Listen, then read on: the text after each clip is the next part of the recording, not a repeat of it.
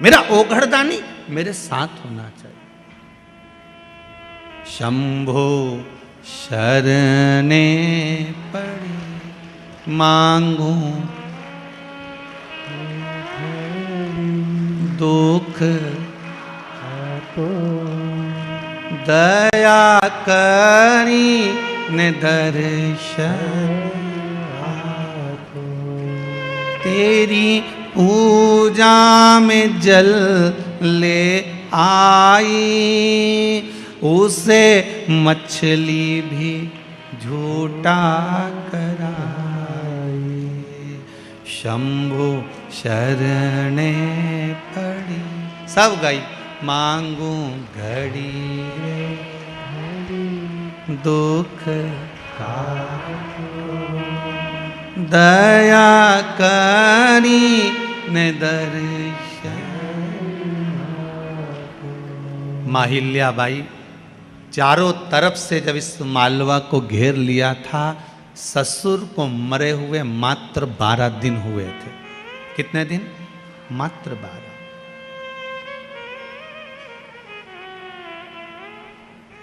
केवल 12 दिन।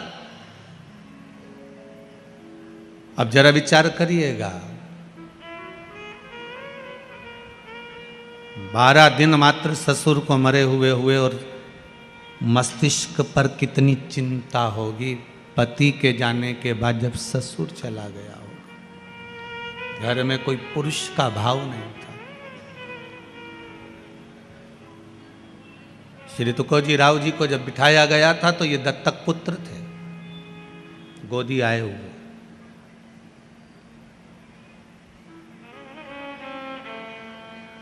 कितनी चिंता होगी।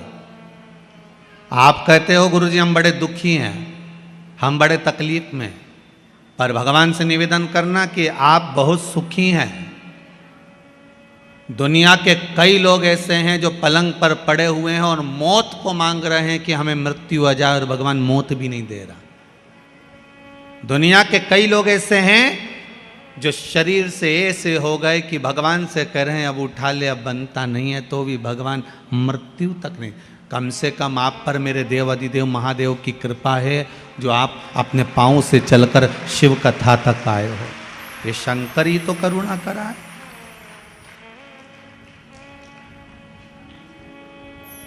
शिव की करुणा नहीं तो और क्या है। इतना बड़ा डूम लगाया, वहां तक भर गए, यहां से लेके वहां तक भर गए। यहाँ तैयारी हो रही थी, अब इनके सोचने में पड़ेगा, अब इनको बिठाएं का भी तो बांसी लगा है, वो में ही फंसा पड़ा है। तो ये व्यवस्था है। शिव बुलाया है आपको, किसी बुलाया किसी ने नहीं। शंकर सुनाने वाला है। वो तो मेंदोला जी सीहोर पहुँचे और बाबा ने कृपा कर कर कथा दी है। शंकर ही लेने गए थे शंकर की कथा को, इसलिए हो रही है, बाबा करा रहा है। पर आपका प्रेम शिव के प्रति है, समर्पण शंकर के प्रति। अकेली पड़ गई मां हिल्या। विद्वान ब्राह्मणों को बुलवाया माता हिल्या ने, और विद्वान ब्राह्मणों को बुलाकर माता हिल्या ने एक प्रश्न किया है विद्वान ब्राह्मणों के सामने कि ब्राह्मण देवता, मैं आपके चरणों को नमन करती हूं, आज मेरे ससुर का 12वां दिन है।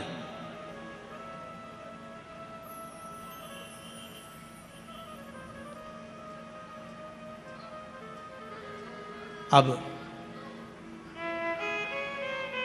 राजघराने को मुझे संभालना पड़ेगा, पर मैं जानती हूं कि मैं इस काबिल नहीं हूं। मैं जानती हूं मैं इस काबिल नहीं हूं। गुरुजन के सामने, ब्राह्मण जन के सामने, बड़े बुजुर्गों के सामने कभी मत कहना कि मैं बहुत कुछ जानता हूं।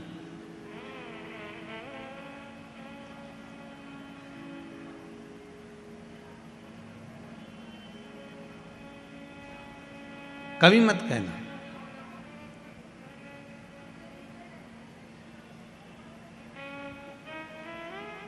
गुरुजन के सामने शून्य बनकर जाना कि मुझे कुछ नहीं आता।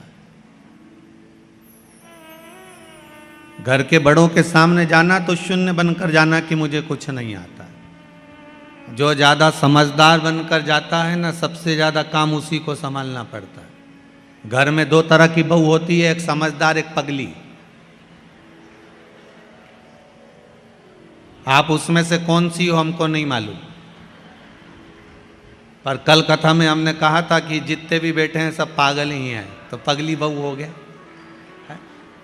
दो तरह की बहू होती है घर में, एक समझदार, एक पगली। जो समझदार बहू होती है ना, घर में शादी आती है तो सारा काम वो संभालती है। मम्मी जी ने रोटी खाई कि नहीं खाई, मामा जी आया कि नहीं आया, काका जी ने भोजन करा कि नहीं करा, अभी तक फूफा जी तो आए ही नहीं। बेचारी काम में लगी रही लगी रही लगी रही लगी रही, और उधर बैंड बाजा बजता रहा, लोग माता पूजने चले गए, और ये घर में ताला कूची लगाती रह गई। बेचारी काम करते करते चाबी लेके दौड़ी, फिर याद आया कि पूजन में माता जी की चुनरी तो घर में ही रह गई, फिर भागी, फिर चुनरी लेके आई। जो समझदार थी ना, इसलिए बार बार इसको जाना पड़ रहा, समझदार थी ना, इसलिए बार बार काम करना पड़ रहा। और एक घर में बहू ऐसी होती है जिसमें अकल नहीं होती है। लोग कहते हैं हमारी छोटी बहू में तो बिल्कुल अकल नहीं, ये तो पगली है। जो पगली है वो माता पूजन में सज धज के खजूर वाली चोटी बना के नाचे कूदे, एंजॉय करे। सबसे ज्यादा एंजॉय वो ही करती है जो पगली होती है।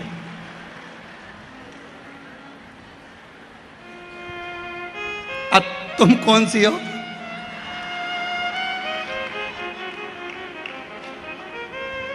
जो ज्यादा समझदार होता है उसको सारा काम करना पड़ता है, और जो पगली होती है, सबसे पहले जो समझदार बहू बेचारी काम में लगी रहे, मेहंदी लगाने तक की फुर्सत नहीं, और जो पगली वो सबसे पहले लगा दो।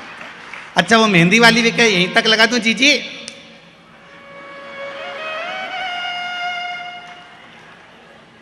पगली।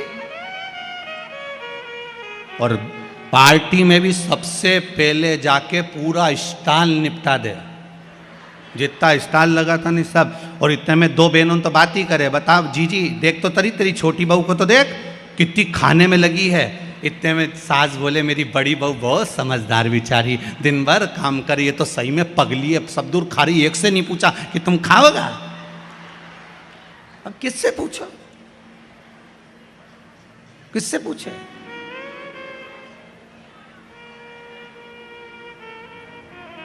श्रीमद् भागवत कथा में लिखा है जड़ भरत का चरित्र। ऋषभ देव जी महाराज के यहाँ भरत हुए, और भरत जी के जब प्राण छूट गए, फिर नाम हिरण की योनि मिली, हिरण की योनि से छूटे फिर मनुष्य की योनि मिली। श्रीमद् भागवत कहती है मनुष्य की योनि मिलने के बाद में उनका नाम पड़ गया भरत। एक बार बड़े भाई ने कहा जा खेत पे से चिड़िया उड़ाना। चिड़िया उड़ाने गया, मन में आ गया राम जी का खेत, राम जी की चिड़ैया कौन उड़ाए? तो बड़े भाई ने लात मारकर भगा दिया। ये तो पगला है, ये तो पागल है, मूर्ख है, और उसी का नाम कह दिया ये जड़ भरत है। नाम पड़ गया जड़ भरत। जड़ मतलब पागल, पागल मतलब प्रमोशन, समझदारी मतलब डिमोशन। ये समझदार है, ये पगला है। घर के लोगों ने कह दिया ये पागल है, और भरत जी महाराज पागल बनकर भगवान की भक्ति में लग गए। लोगों ने मीराबाई को पागल कहा, मीरा भई रे बावरी, बावरी मतलब पागल। लोगों ने संत तुकाराम जी को पागल कहा, संत तुकाराम।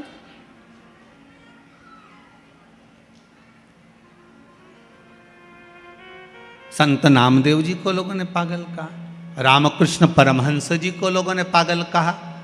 रामकृष्ण परमहंस जी तो प्रवचन देने बैठते थे, और प्रवचन देते देते रामकृष्ण परमहंस जी प्रवचन देते देते देते देते देते याद आ जाती थी कि भजिया खाने जाना है, तो हजारों पब्लिक को छोड़कर घर में चले जाते और भजिया खा के आ जाते। स्वामी विवेकानंद जी ने पांव पड़कर कहा गुरुदेव इतने लोग तुम्हें सुनने के लिए बैठे हैं, भजिया तो तुम बाद में भी खा सकते थे, ऐसी क्या जरूरत थी कि कथा छोड़कर तुम भजिया खाने गए? तो रामकृष्ण परमहंस जी ने कहा स्वामी विवेकानंद जिस दिन मैं भजिया नहीं खाऊं उस दिन समझ लेना कि मैं निपट गया। तो रामकृष्ण परमहंस जी से स्वामी विवेकानंद ने कहा आपकी भजिए में इतनी आसक्ति है, भजिया इतना पसंद है आपको? तो रामकृष्ण परमहंस जी ने कहा भजिया पसंद नहीं है, प्रवचन करते करते करते करते मेरा मन माँ जगत जननी जगदम्बा में समा जाता है, उस मन को लाने के लिए मुझे भजिया याद करना पड़ता है, इसलिए पृथ्वी पर जीवित बना रहता हूँ। ये संत हैं, लोगों ने इनको पागल कर दिया।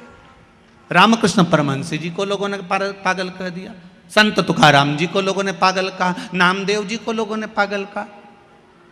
नामदेव जी के घर में लग गई आग, नामदेव जी ने दूसरा भी दरवाजा खोल दिया, अग्नि देवता से कहा इसमें भी घुस जाओ, जा आग लगा दो, कुर्सी रखी इसमें भी जला दो। गांव के लोग तो पानी डाल रहे और नामदेव जी आग लगा रहे। गांव के लोगों ने कहा नामदेव जी हमने तुम्हारे लिए गादी, 2 कम्बल, 1 तकिया बचा लिया, ठंड का समय है, रात को सोओगे कैसे? नामदेव जी ने कहा कहाँ है? तो क्या ये रिया? गांव के लोगों से लेकर नामदेव जी ने कहा लो अग्नि देवता तुम ही सो लो, और अग्नि देवता को दे दिया वो कम्बल गद्दा भी। गांव के लोगों ने कहा ये तो पगला है, बताओ इसके लिए बचा के रखा था, इसने और आग लगा दिया। गांव के सरपंच ने कहा आज रात्रि को नामदेव को कोई कम्बल मत देना, कोई गादी मत देना, इसको ठंड में कांपने दो, पड़े रहने दो इसको। नामदेव जी महाराज रात को आम के पेड़ के नीचे ठंड में कुकड़ के पड़े हुए थे। इतने में भगवान को लगा कि मेरे नामदेव ने अग्नि में भी मेरा दर्शन करा है, मेरे नामदेव ने अग्नि में भी मुझे देखा है। तो तुरंत मेरे नारायण रात्रि को आए, नामदेव को गादी तकिया लगाकर मखवल के गादी पर तकिए पे सुलाकर चले गए और पूरे सुंदर झोपड़े का निर्माण कर दिया, सुंदर भवन का निर्माण कर दिया, बहुत सुंदर भवन का निर्माण करा। रात्रि के बाद में सुबह सुबह गांव के लोगों ने विचार करा जरा चल के देखते हैं कि नामदेव की हालत क्या है, जिंदा है कि मर गया। जाके देखा तो नामदेव तो मखवल के गादी तकिया पे सो रहा है। सुंदर झोपड़ी बनी, इतनी सुंदर कि किसी ने देखी नहीं थी, इतनी सुंदर बनी। सारे गांव के लोगों ने कहा नामदेव जी तुम्हारी ये झोपड़ी किसने बनाई? नामदेव जी बोले पता नहीं, परंतु हमारा कोई रिश्तेदार आया होगा। सारे गांव के लोग बोले नामदेव जी हाथ जोड़ के निवेदन है, एक आध मकान ऐसा हमारा भी बनवा दो। नामदेव जी ने कहा लगाओ आग, अपना अपना घर में आग तो लगा, अभी बन के तैयार। तुम आग लगाओगे मकान तैयार हो जाएगा, लगाओ तुम आग। पागल का, संतों को पागल का, भगवंतों को पागल का, भक्तों को पागल का। यहां तक शास्त्र कहता है जितने कथा बाचने वाले ये भी पगले, और जो कथा करवाने वाले वो भी पागल, और जो सुनने वाले वो भी पागल। सब पागलों की गिनती में हो। समझदार तो वो हैं जो कथा में नहीं आए, 8 बजे से दुकान पे जाए, 11 बजे तक कमा कमा कमा कमा धर धर धर रखते जा, जोड़ जोड़ जोड़ जोड़, आखिरी में सब यहीं छोड़। इतना बड़ा फोटो टेबल पे और प्लास्टिक के फूल की माला, और वो भी पंखे में हवा में डोले, इससे ज्यादा कुछ। और पूरा जीवन बस कमाने में गवा दिया, पर राम नाम, कृष्ण नाम, शिव नाम कभी नहीं गाया। वो समझदार। और हमें भगवान भोलेनाथ जी से कह देना हमको समझदार मत बनाना, हमें समझदार मत बनाओ, हमें तो आपकी भक्ति में, आपके भजन में, आपके स्मरण में हमें पागल बना कर रखो। हमें नहीं बनना समझ, हम आपकी भक्ति में डूबे रहे।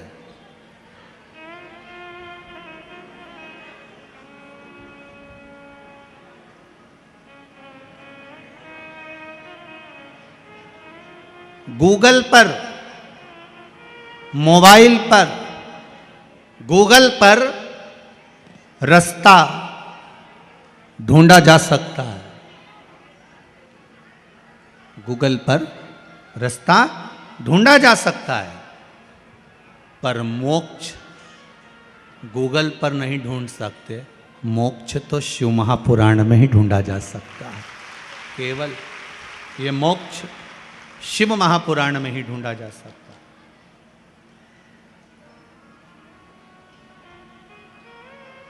गूगल पर रास्ता ढूंढ सकते हो, पर मोक्ष नहीं। मोक्ष शिव महापुराण में ही ढूंढ सकते हो, मोक्ष शंकर की कथा में ही ढूंढ सकते हो।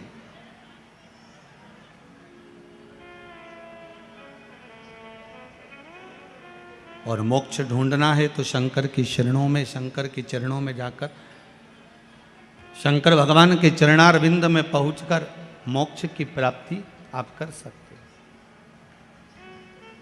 शिव के चरणों में। इसीलिए भगवान देव अधिदेव महादेव की प्रार्थना, देव अधिदेव महादेव से निवेदन, देव अधिदेव महादेव से विनती, ये सुख देने वाली। तेरी पूजा में दूध ले आई, उसे बछड़ा भी झूठा कराई। शंभु शरणे पड़ी, मांगू घड़ी रे घड़ी, दुख काटो दया करी ने दर्शन। भगवान से प्रार्थना कर सकते, उस शंभू से निवेदन कर सकते, फिर क्यों ना दे बाबा।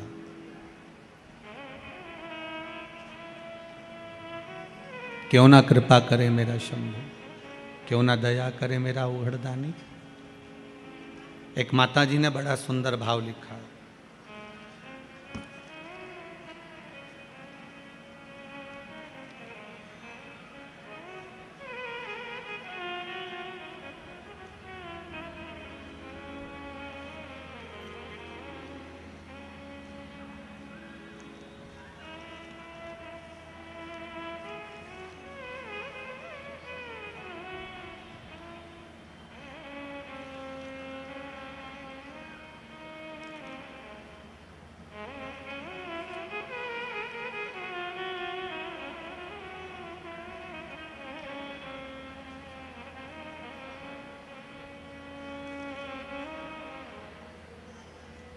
गुरुदेव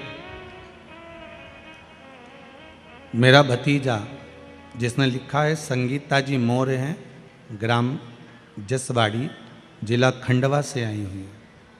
आप ही हो, हाथ हिला दीजिए।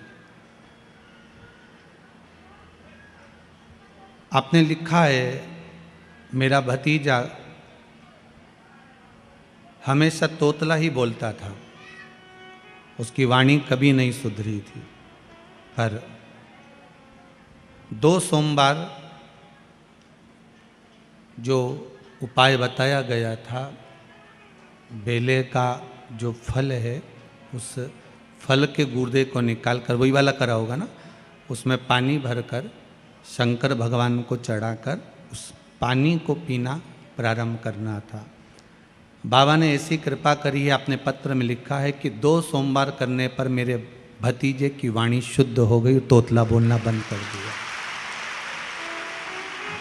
बहुत बहुत बधाई आपको। बैठिए, आप विराजिए, बैठिए। वाणी शुद्ध हो गई। देवाधिदेव महादेव की कृपा। एक माता जी ने बड़ा सुंदर भाव लिखा है महाराज जी पत्र के अंदर, देखिए। सुनीता जी मीणा, अकबरपुर, जिला देवास, नेबावर रोड से आई हैं। आप ही ने लिखा है, एक बार हाथ हिला दो जम के। हर हर महादेव। आपने लिखा है, मेरी पूरी जमीन पर मैंने कई बोर लगवा लिए, कुएं खुदवा लिए, उस जमीन पर कोई पानी नहीं था, पर बाबा की कृपा ऐसी रही, केवल कुंदकेश्वर महादेव का नाम लेकर और जो उपाय आपने बताया था इस व्यासपीठ से, वो कर कर बोर लगवाया, इतना पानी निकल गया कि मशीन भी अंदर जा नहीं पा रही थी। बाबा की कृपा। हर हर महादेव। विराजिए विराजिए, बैठिए, बाबा की कृपा बनी रहे। शिव कृपा। जितने पढ़े हैं यहाँ रखे हैं, जो नहीं पढ़े हैं यहाँ रखे हैं, दोनों पत्र यहीं मिलेंगे, बाद में उठाकर आप पढ़ लेंगे, ठीक है। देवाधिदेव महादेव, आप जितना भाव रखकर, विश्वास रखकर, श्रद्धा रखकर भगवान की भक्ति करोगे, ये विश्वास मानिए कि आपको डोलना नहीं पड़ेगा, कहीं जाकर बोलना नहीं पड़ेगा। आप उसके चरणों में जाकर बस निवेदन करो, एक बार उसके पास जाकर उससे बोलो। तेरी सेवा में फूल ले आई, उसे भवरा भी झूठा कराई। शंभु शरणे पड़ी, मांगू घड़ी रे घड़ी, दुख काटो दया करी ने दर्शन आपो। हे बाबा, हम आपसे बार बार बस यही प्रार्थना करते हैं कि जीवन में दुख है, तकलीफ है, कष्ट है, उसको काट दिया जाए। और वो कटेगा कैसे? तो भगवान की केवल भक्ति से। कैसे कटेगा? भगवान की भक्ति से।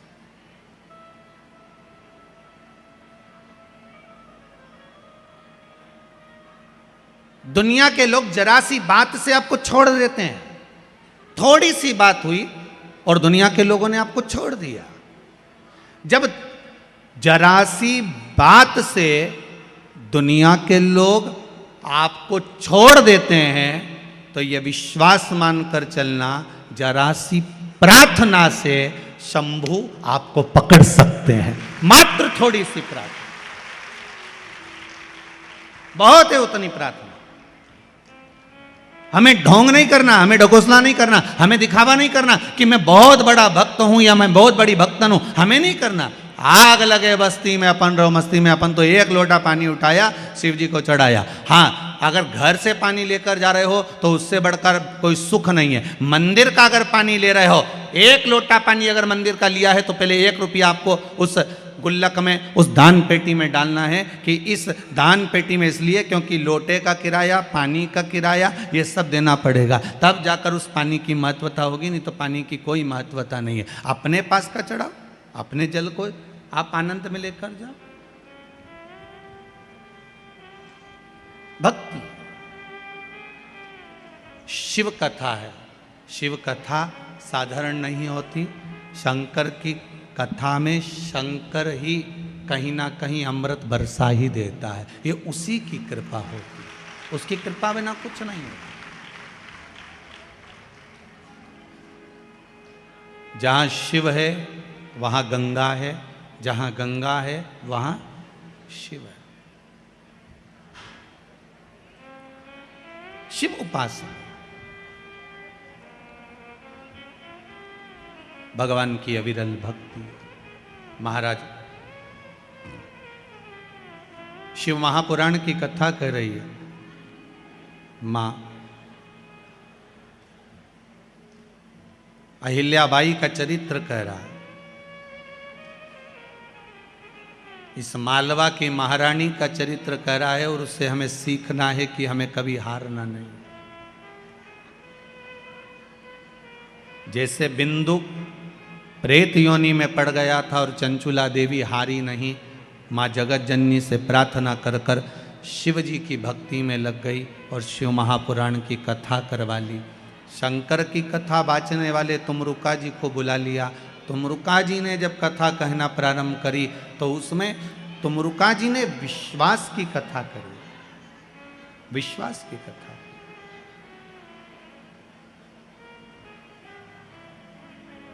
भरोसे की कथा, विश्वास की।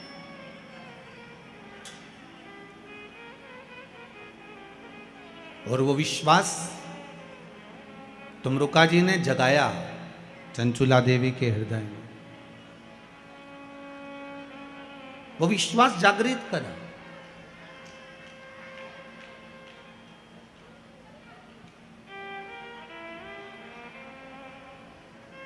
एक बात बहुत अच्छे से ध्यान करना, अभी जब कथा चालू नहीं हुई थी 2 दिन पहले तक इंदौर का माहौल बहुत गर्म था, सूरज की किरणें बड़ी तपा रही थी, गर्मी भी भरपूर थी। पर बाबा की जब कथा चालू हुई है कल से, आपको ऐसा महसूस होगा जैसे कैलाश धाम में बैठकर कथा श्रवण कर रहे हैं।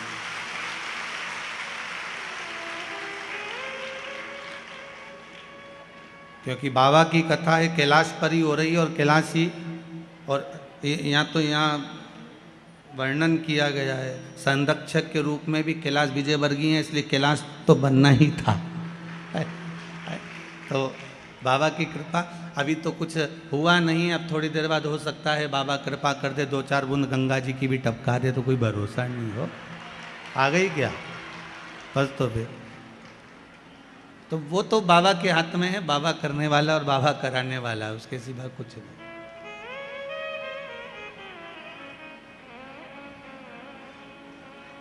तेरे डमरू की धुन सुन के मैं काशी नगरी आई हूँ, तेरे डमरू की धुन सुन के मैं काशी नगरी आओ से गाइए।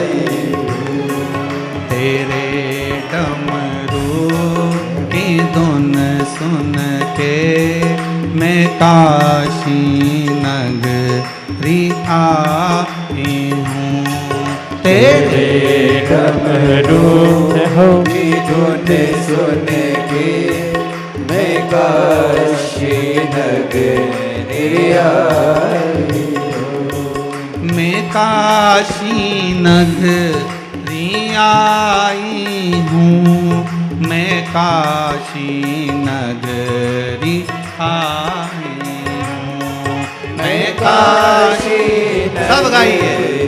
आई हूँ, मैं काशी नगरी आई हूँ, मैं काशी नगरी आई हूँ, मैं काशी नगरी आई हूँ, मैं काशी नगरी आई हूँ, मैं काशी नगरी आई हूँ। मेरे भोले हो बम बोले, मैं काशी नगरी आई हूँ, मेरे भोले ओ बम भोले, मैं काशी नगरी आई हूँ। जय हो।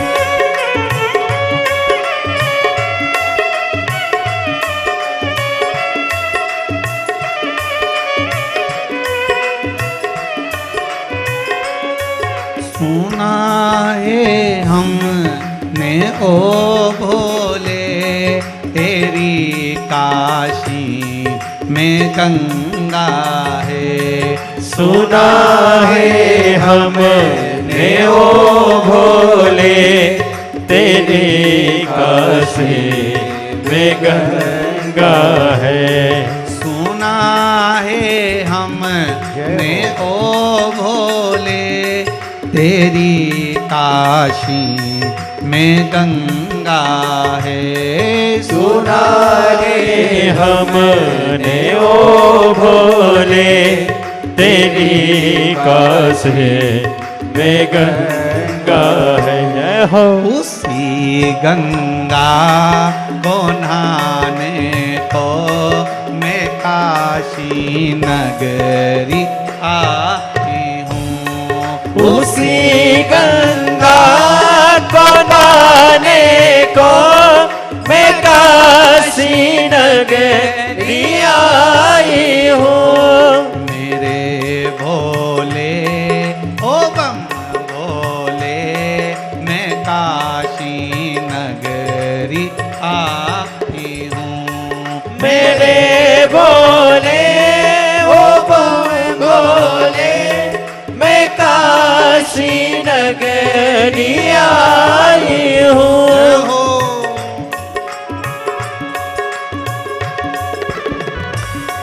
जय हो।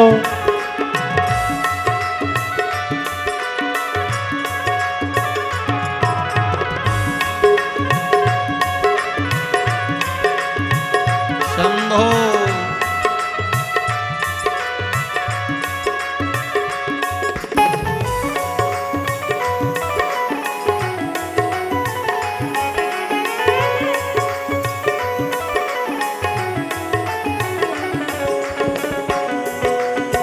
जय हो।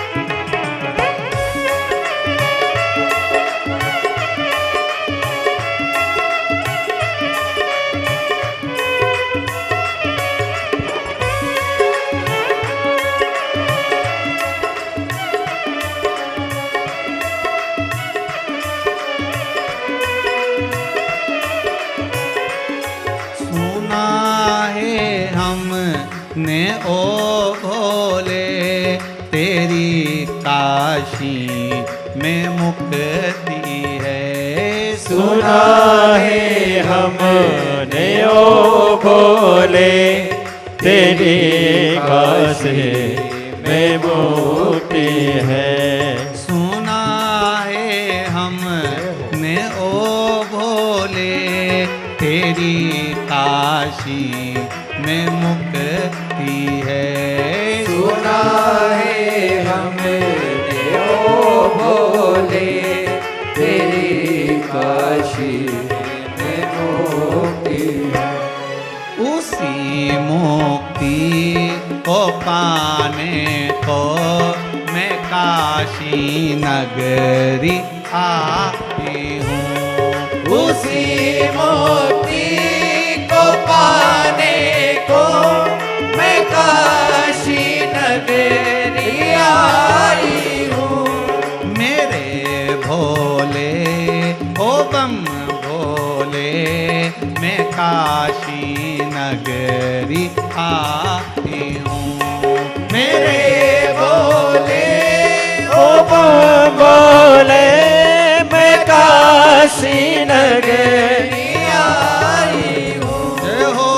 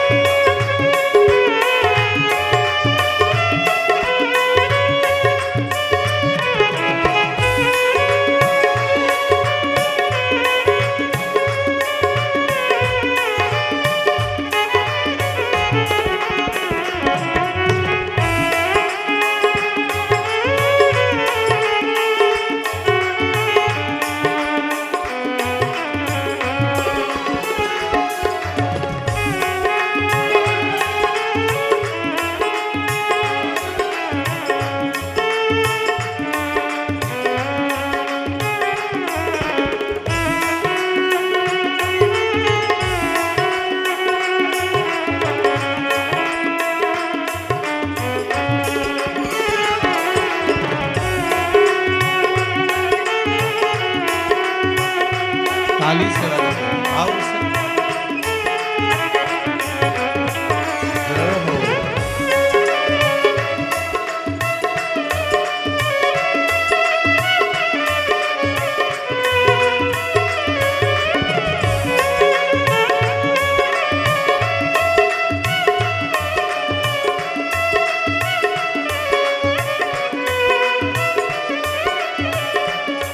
सुना है हमने ओ भोले तेरी काशी में गौरा है। सुना है हमने ओ भोले तेरी काशी में गौरा है।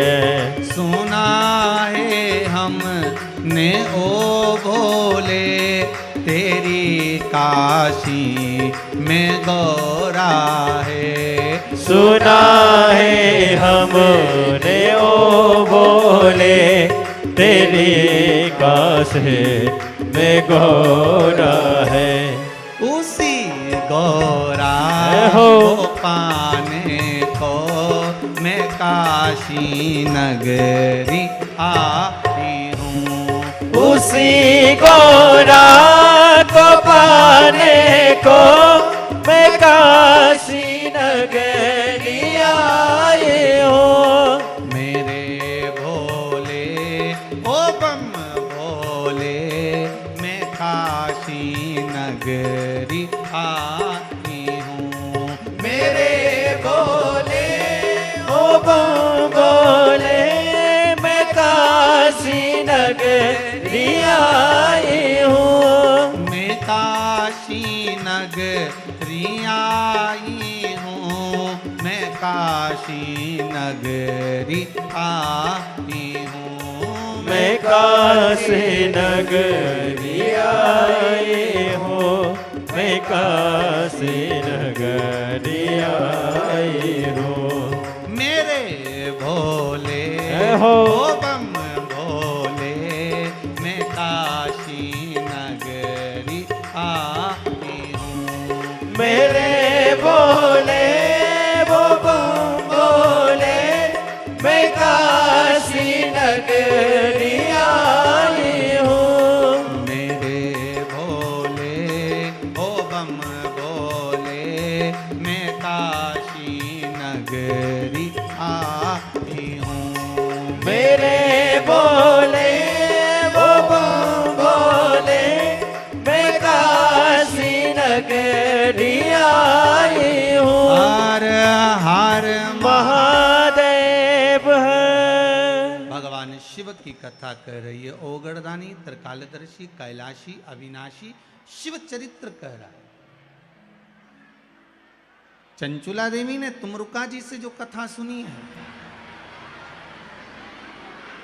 वो एक विश्वास की कथा है। शिव कथा किसी दूसरी चीज को प्रकट करे ना करे, पर शिव कथा भगवान के चरणों में विश्वास प्रकट करती है। शिव कथा भगवान के चरणों में विश्वास प्रकट करती है। शिव कथा का एक नियम है, आप अपने जीवन में उतार कर रखिएगा कि यदि एक लाल चंदन होता है, एक पीला चंदन होता है, दो तरह का चंदन होता है। जैसे अगर हफ्ते में एक बार, कितने समय में, जम के बोलो जरा, हफ्ते में एक बार प्रयास करा करो कि लाल चंदन का पानी हम शिव जी को समर्पित करें। और लाल चंदन का पानी अगर शंकर जी को समर्पित कर रहे हो तो शिव मंदिर में चढ़ाने के बाद में थोड़ा सा पानी बचा हुआ किसी बेलपत्री के वृक्ष के नीचे समर्पित करो। किसी भी बेलपत्र के वृक्ष के नीचे लाल चंदन का पानी थोड़ा समर्पित करें। जैसे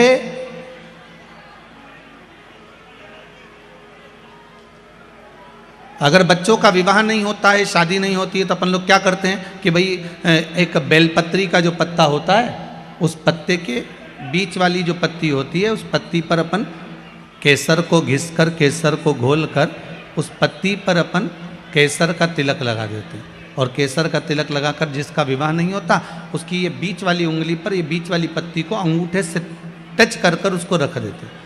उसका नाम और गोत्र बोलकर उस पत्ती को शंकर भगवान पर किसी भी प्रदोष के दिन शिव जी को समर्पित कर देते हैं। बस इतना याद रखें कि इस पत्ती का जो मुख है वो जलाधारी की ओर होना चाहिए जब हम चढ़ाएं उस समय पर। केसर का तिलक लगाकर अंगूठे से उसको टच कर कर नाम गोत्र बोलकर जिसका विवाह नहीं हो रहा है, शादी नहीं हो रही है, शिव जी को उसे चढ़ा दो किसी भी प्रदोष को। और किसी भी शिव मंदिर में आप उसको समर्पित कर सकते। किसी भी प्रदोष को किसी भी शिव मंदिर में आप समर्पित कर दीजिए, बाबा से निवेदन करिएगा, बाबा स्वीकार करेगा, और विश्वास है कि 3 महीने में बाबा उसका विवाह पक्का कर ही देगा। ये पक्का है। शिव स्मरण करना। भगवान देवाधिदेव महादेव की कथा कह रही है, शंकर का चरित्र कह रहा है, मेरे शिव का अनुमोदन कर रहा है कि शिव महापुराण विश्वास को जागृत करती है।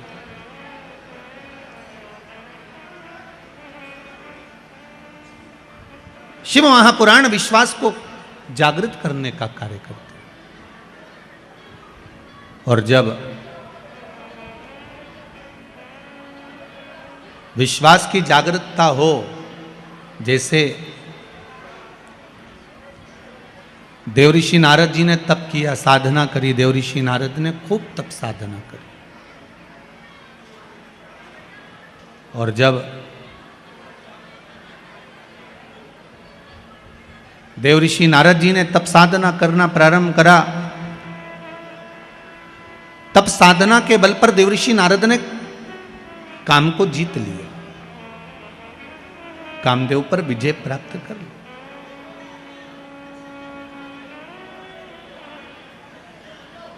काम तो जीत लिया, पर थोड़ा सा देवऋषि नारद ने जब कामदेव को जीता तो थोड़ा सा अभिमान देवऋषि नारद के भीतर प्रकट हो गया। थोड़ी सी अभिमतता देवऋषि नारद के भीतर आ गई।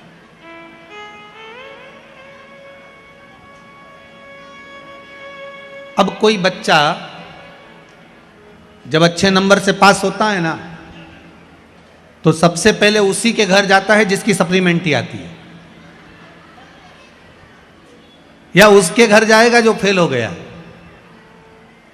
देवऋषि नारद सबसे पहले अगर कामदेव पर विजय प्राप्त करे तो भगवान शंकर के पास गए, क्योंकि काम को जीतने में, कामदेव को जीतने में शंकर भगवान के नेत्र खुल गए थे, कामदेव जलकर भस्म हो गया था, पर शंकर भगवान की समाधि टूट गई थी। भगवान ओघड़दानी की समाधि टूटी है, भगवान शिव की समाधि टूट गई।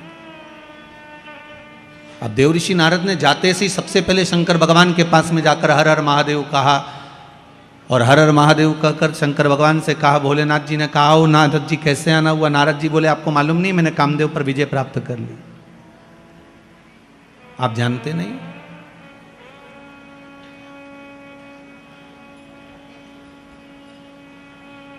मैंने कामदेव पर विजय प्राप्त करी, आप मुझे जानते नहीं हो क्या? भगवान शंकर ने मन में सोचा कि मेरे को तो मालूम था कि आपने काम पर विजय प्राप्त कर ली, पर शंकर भगवान के सामने देवऋषि नारद ने एक शब्द कह दिया, जिस कामदेव को आप नहीं जीत पाए उस कामदेव को मैंने जीता है। अब शंकर भगवान से कोई पूछे कि तुमने कामदेव को क्यों नहीं जीता, तो शंकर भगवान बोले, भैया ये रिश्तेदारी की बात है, रिश्तेदारी में हारना ही सबसे अच्छा काम होता है। बोलो सही है कि गलत है? अब जब दूल्हा दुल्हन का, बन्ना बन्नी का जब कंकन डोरा छोड़ा जाता है और उनको ऐसे कुछ पटक के पानी में, दूध की थाली में उनसे कहा जाता है इसमें ये सामान पड़ा है ना, उठा। अब बेचारा छोरा जो होता है, लड़का जो होता है, वो तो बेचारा शर्मा शर्मी में रह जाए कि बेचारी अब इसी को उठा लेने दो, दादा तू उठा ले, उठा ले। अब वो तो रह जाए, अब ये नहीं उठाए। तो इसमें ये कैसे कह सकते हो कि छोरा ये जो है बेचारा सीधा साधा पड़ गया? छोरा सीधा साधा नहीं है, हो वो तो परिवार को लेकर चलना है, कुटुंब को लेकर चलना है, समाज को लेकर चलना है, इसलिए थोड़ा नम्र बनना जरूरी है। इसलिए उसको मालूम है कि अब मेरे को नम्रता रखना है। शंकर भगवान से कोई पूछे कि तुमने कामदेव को क्यों नहीं जीता, भगवान विष्णु तक ने पूछ लिया था भगवान शंकर से, जब तुमने सबको जीत लिया तो कामदेव को क्यों नहीं जीता। तो शंकर भगवान ने कहा, भगवान नारायण आप तो जानते हो मैं सती का पति हूं, ये रति का पति है। सती और रति एक ही पिता की दो पुत्रियां हैं, सग्गी बहन है, ये मेरा साड़ू भाई है। अगर ये मेरे यहाँ आया था, मैं उठकर नहीं खड़ा होता तो घर जाता, तो हमारी धर्मपत्नी क्या कहती कि तुम मेरे बहन का पति आया और उसका सम्मान नहीं करा। तो रिश्तेदारों के आगे कभी अहंकार की बात नहीं करना, संबंधों की बात नहीं करना, रिश्तेदारों के आगे तो ये से बनकर चलना कि सादर। जैसे कहते ना, 4 लोगों को समझाना सबसे कठिन काम। पहला अपने पड़ोसी को, दूसरा अपनी पत्नी को, तीसरा अपने पति को, उसकी मर्जी पड़ेगी वही करेगा। चौथा अपने पुत्र को। आप दुनिया भर में सबको ज्ञान दे दो, कितना ही समझा दो, पर अच्छे से अच्छा व्यक्ति भी इनको नहीं समझा सकता। वो बेचारा बाहर कितना भी सत्ता दिखाए न, घर जाए ना तो तुरंत कह रहे मेरे से फालतू बात करना मत, समझा दे रही हूं मैं, तुरंत वो की जाए। इनके कितना ही समझा, शंकर भगवान तक नहीं समझा पाए थे सती मैया को। अगस्त ऋषि की यहाँ कथा सुनकर आए, कुंभज बाबा की यहाँ कथा सुनकर आए, और कुंभज ऋषि की यहाँ जब कथा सुनने के लिए गए, कुंभज बाबा के चरणों को भगवान शंकर ने जाकर प्रणाम करा। सती मैया से कहा नमन करो। सती जी पूछती हैं मैं और अगस्त ऋषि को प्रणाम करूं, मैं आपकी अर्धांगिनी, मैं देव अधिदेव महादेव की पत्नी हूं, मैं कैसे नमन कर सकती हूं। शंकर भगवान कह रहे हैं ये अगस्त ऋषि हैं, कुंभज ऋषि हैं, संत हैं, ब्राह्मण हैं, गुरुजन हैं, इनको प्रणाम करो। सती मैया ने प्रणाम नहीं करा। सती को लगा कि ये कथा वाचने वाला जब हमको प्रणाम कर रहा है तो हम काय को प्रणाम करें। कथा वाचने वाले कुंभज ऋषि ने शंकर और सती को प्रणाम किया था, नमन किया था, क्योंकि अगस्त ऋषि को मालूम है वाचने वाले से बड़ा होता है, जम के बोलो, सुनने वाला। सुनने वाला इसलिए बड़ा होता है क्योंकि सुनने वाला जमीन पर बैठता है। जमीन पर बैठता है तो जो जमीन पर बैठे और जिसके पास जमीन ज़्यादा हो उसको लोग जमींदार कहते हैं। तो तुम सब तो हो जमींदार। कथा वाचने वाला 4 पाई की चौकी पर बैठता है, इसलिए बेचारा चौकीदार। तो जमींदार बड़ा होता है कि चौकीदार बड़ा होता है? जम के बोलो, जमींदार बड़ा होता है, क्योंकि उसकी मर्जी पड़ी तो पड़ी, बैठा तो बैठा, नहीं तो उठ के वो जाए, वो तो जा रहा है। और जमींदार की मर्जी कहीं कहीं का पाँव भी लंबा कर ले, और कहीं कहीं का जमींदार तो इतना होशियार रहता है जेब में से निकाल के मल भी ले, उसकी मर्जी। और जैसे ही बीच में भजन आए तो फटकी भी दे रहे, और जैसे ही महाराज जी बोले हार हार, वो तो जमींदार है, उसकी मर्जी। पर बेचारा चौकीदार तो जो बैठा पाँव माँव जोड़ के, हाथ पैर जोड़ के कि 3 घंटा भी एक जगह बैठना है, कथा वाचना है, बस। तो जमींदार बड़ा कि चौकीदार? जमींदार बड़ा। राष्ट्र के 2 चौकीदार हैं। एक भारत की बॉर्डर पर बैठे हैं जिनके हाथ में हथगोले बंदूकें हैं, जो भारत की भूमि की रक्षा कर रहे हैं। और भारत के 2 चौकीदार हैं, एक भारत की बॉर्डर पर बैठे हैं हथगोले बंदूक लेकर, और दूसरे हैं भारत के संत महात्मा कथाकार जो हाथ में रामायण गीता और भागवत लेकर, शिव महापुराण लेकर बैठे हैं। वो भूमि की रक्षा कर रहे हैं, ये सभ्यता और संस्कृति की रक्षा कर रहे हैं। ये भी चौकीदार।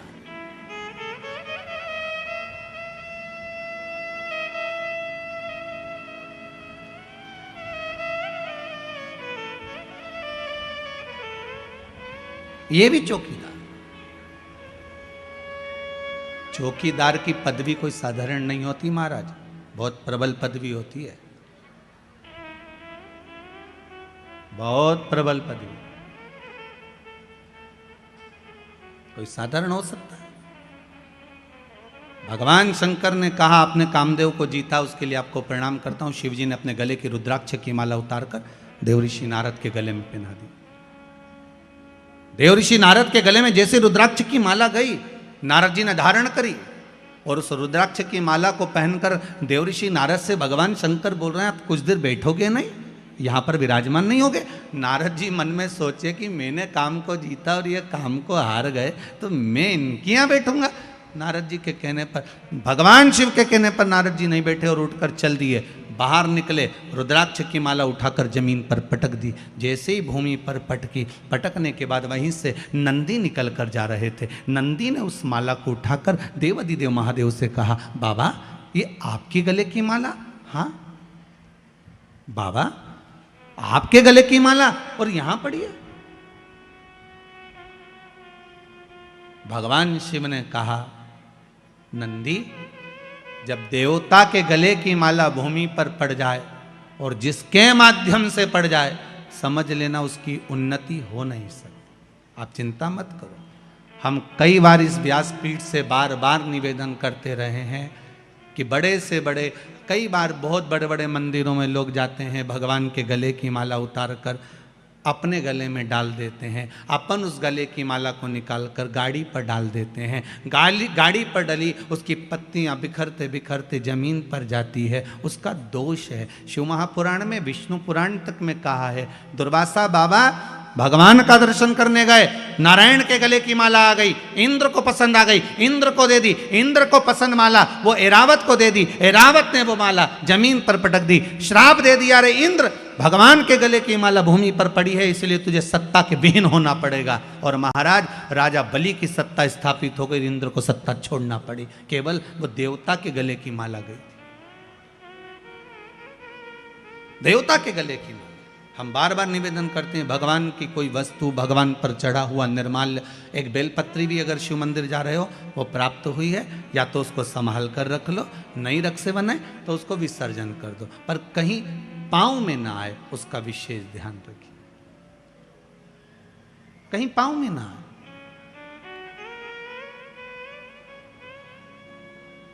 भगवान पर चढ़ा, आज देवऋषि नारद ने जो रुद्राक्ष की माला फेंकी है उसका भोग नारद जी को भोगना पड़ेगा। और नारद जी यहां से सीधे जब जाने लगे तो भगवान शंकर ने कहा, सुनो नारद, रुको जरा, एक बात और अच्छे से सुनकर जाओ, जो तुमने मुझसे कहा वो महादेव की बात अब ये भगवान विष्णु से मत कहना। नारद जी को लगा, एक तो मैं अच्छे नंबर से पास हो गया, ऊपर से कह रहे हैं कि किसी को बताया भी ना जा कि मेरे इतने % आए।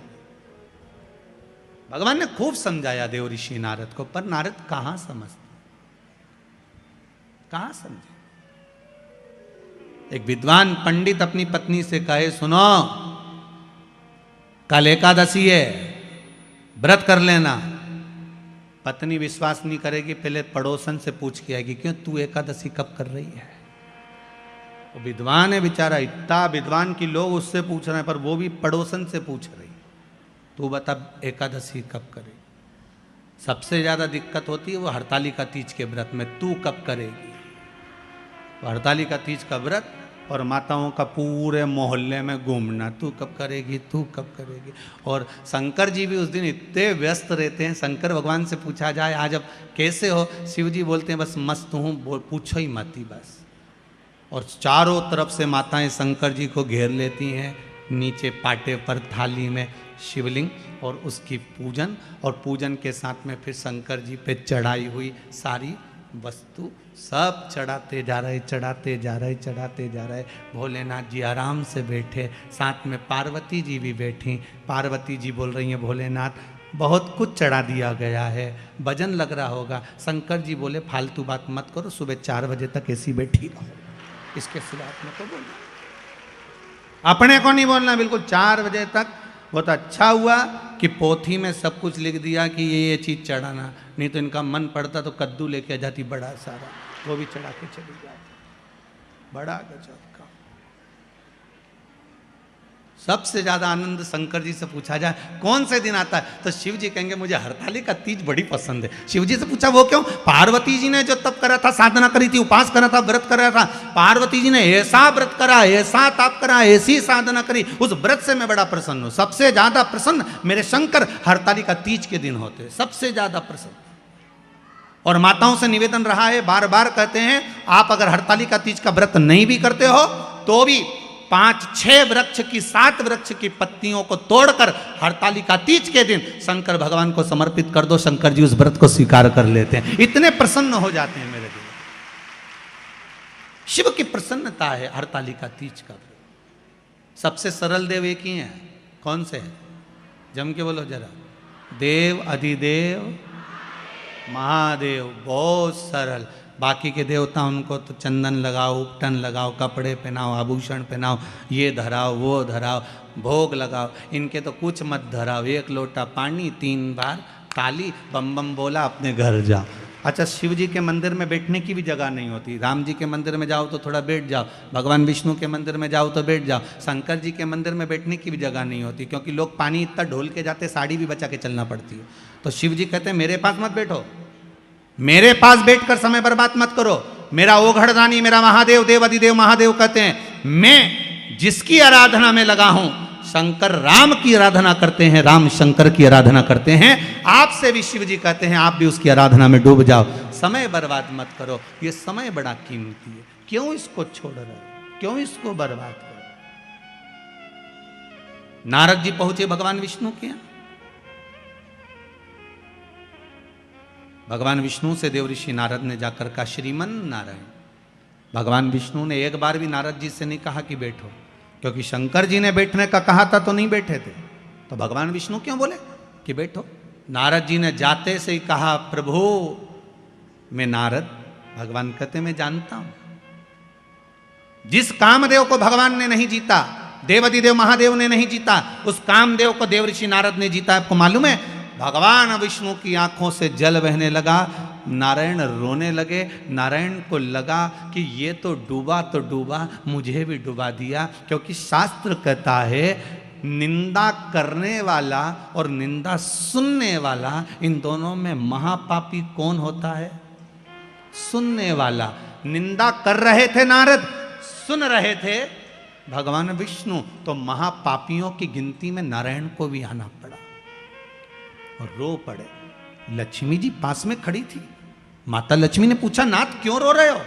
भगवान कह रहे हैं, इस देवऋषि नारद ने मुझे महापापियों की गिनती में खड़ा कर दिया। क्यों? निंदा करी है नारद जी ने भगवान शंकर की, सबकी निंदा करते चल जाता, पर देवाधिदेव महादेव की निंदा सहन नहीं होती। जिसने दुनिया को केवल दिया है, उससे लिया नहीं, तो उसकी निंदा कैसे सुन सकता? उसकी निंदा कैसे सुने? प्रभु तो रो क्यों रहे हो? भगवान ने कहा, देव ऋषि नारद ने निंदा करी। शंकर जी की निंदा करने वाला, भगवान की निंदा करने वाला पशु का मुख लगता है, और निंदा सुनने वाले को भी पशु का मुख लगता है। नारद जी ने तो अपनी गति बिगाड़ ली। ये नारद को तो बंदर का मुख लगेगा, पर मैंने निंदा सुनी है इसलिए मुझे घोड़े का मुख लगेगा। भगवान विष्णु का एक अवतार हुआ, हयग्रीव अवतार, जिसमें भगवान को घोड़े का मुख लगा कि नहीं लगा? घोड़े का मुख, मुझे घोड़े का मुख लगेगा, और वो देवऋषि नारद के कारण लग रहा है। ये देवऋषि नारद के चक्कर में लग रहा है, ये घोड़े का मुख। रो रहे हैं भगवान। भगवान देवऋषि नारद से बोले, नारद जी आपने कामदेव को जीता, मानते हैं, पर आपके ये शब्द नहीं निकलना थे कि आपने शंकर भगवान जिस कामदेव को नहीं जीते उसको हमने जीता है। आपने ये क्यों बोला? आपको ये नहीं बोलना था।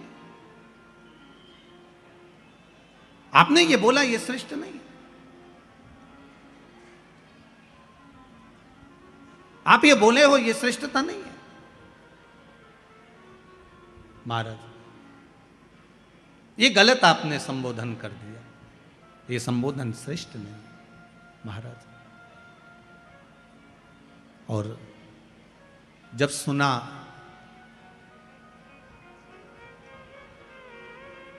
जब श्रवण किया,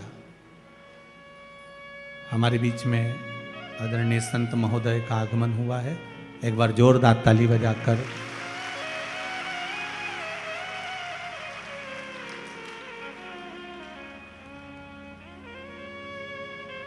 भगवान देवाधिदेव महादेव की कथा।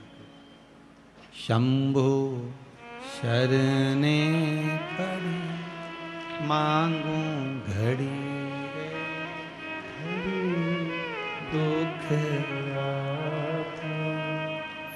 दया करी। अरे वाह। दया करी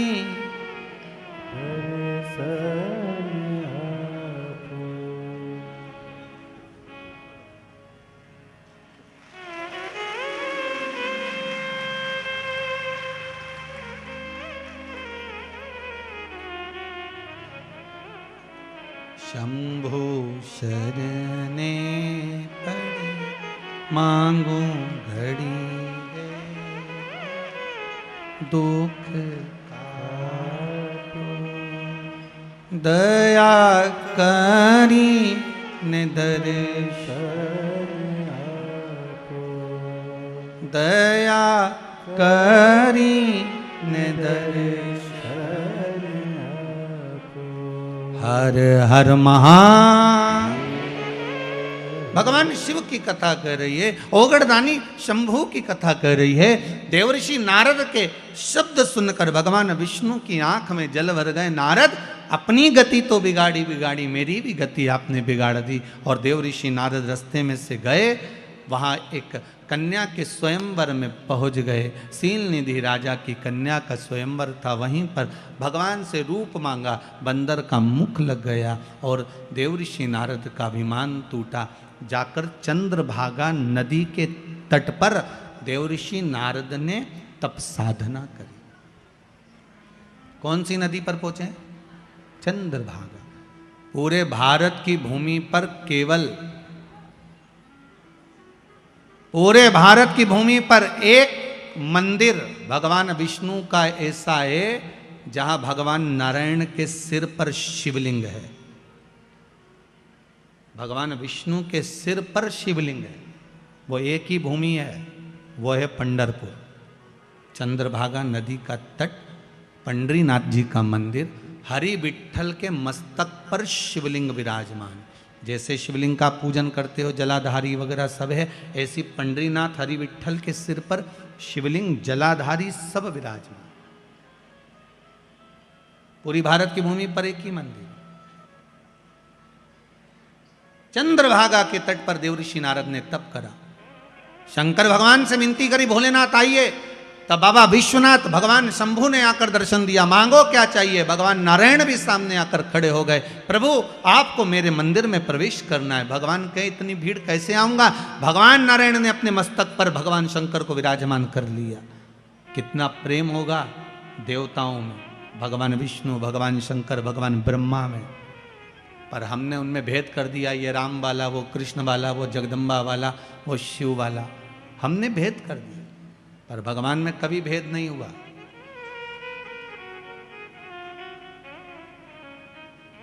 भगवान में कभी भेद नहीं। ब्रह्मा विष्णु सदा जानत। ध्यान दीजिएगा, यहाँ शब्द लिखा है। जिनके मन में भेद होता है वो नहीं जान सकते कि ये तीनों एक है। ब्रह्मा विष्णु सदा जानत प्रणवक्षर के ओम अक्षर के यह तीनों एका। ओम हर हर हर महादेव। भगवान एक, ना भगवान विष्णु अलग है, ना भगवान ब्रह्मा अलग है, ना भगवान शिव अलग है, तीनों एक है। तीनों में कोई विषमता नहीं है। बस हमारी दृष्टि का भेद हो सकता है। हम जैसा चश्मा लगाएंगे वैसा ही तो हमको दिखेगा। हम पहले भी आपको कहें, काला चश्मा लगाओगे सब काला दिखेगा, लाल चश्मा लगाओगे सब लाल दिखेगा, पीला लगाओगे तो पीला दिखेगा।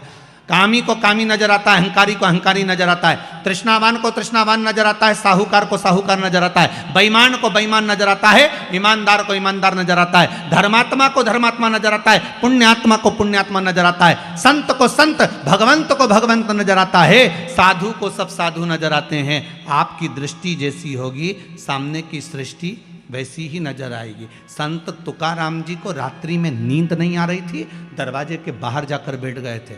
वहां से 4 चोर चोरी करने जा रहे थे।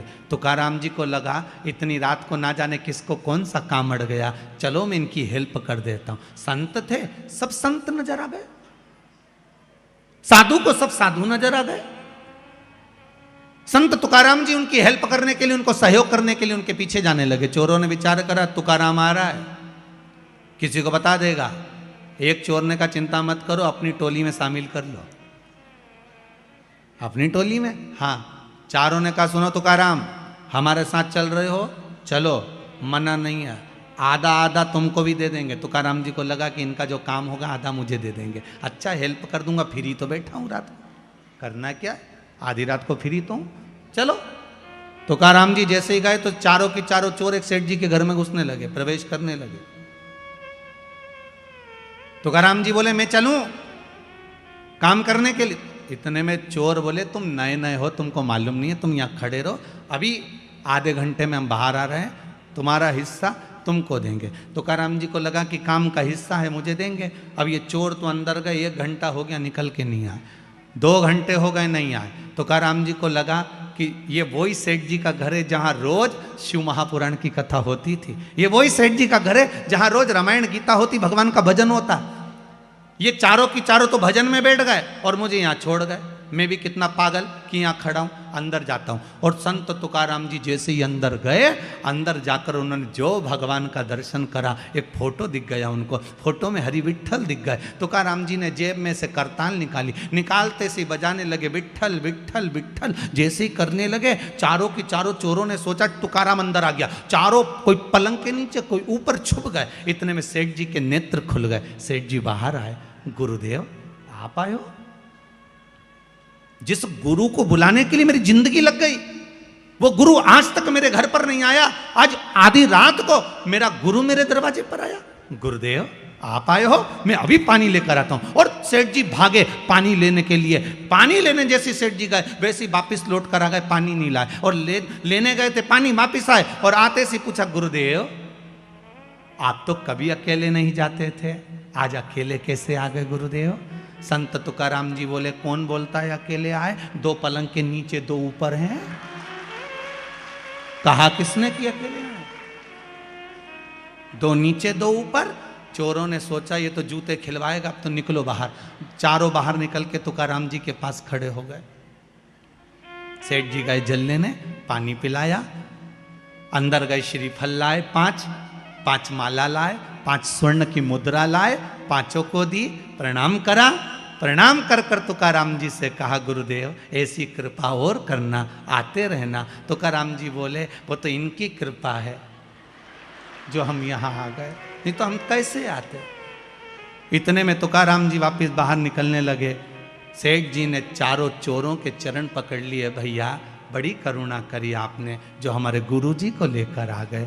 इतने में चोरों की आंखों से जल बह रहा था। बाहर निकलकर संत तुकाराम के चरण चोरों ने पकड़ लिए और कहा गुरुदेव जब जब पकड़ाते थे जूता खा कर आते थे, आज जिंदगी में पहली बार पकड़ाए, गले में माला पहनकर आए हैं, बड़ी कृपा है आपकी। इतने में तुकाराम जी ने कहा सुनो, संतों के पीछे चलोगे तो माला ही मिलेगी और कामियों के पीछे, चोरों के पीछे चढ़ोगे तो जूते की माला ही मिलेगी। ये संत साधु सन्यासी तपस्वी साधक उपासक भगवंत जितने हैं, इनके पीछे चलने पर, भजन में जाने पर, कीर्तन में जाने पर, नाम स्मरण करने पर, भगवान की भक्ति में डूबने पर जो मिलता है वो दुनिया में किसी को नहीं मिल सकता। वो